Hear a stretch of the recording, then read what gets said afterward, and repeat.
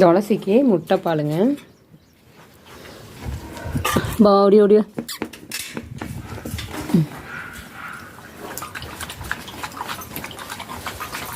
துளசிக்கு முட்டைப்பால் தான் கொடுத்துட்ருக்கு. மார்னிங் வந்து முட்டைப்பால் சாப்பாடு இருந்தால் சாப்பாடு, அப்படி இல்லைன்னா முட்டையும் பால் அப்படியே அடித்து கொண்டாந்து ஊற்றி விட்டுறது, இதுதான் குடிச்சிட்ருக்கு.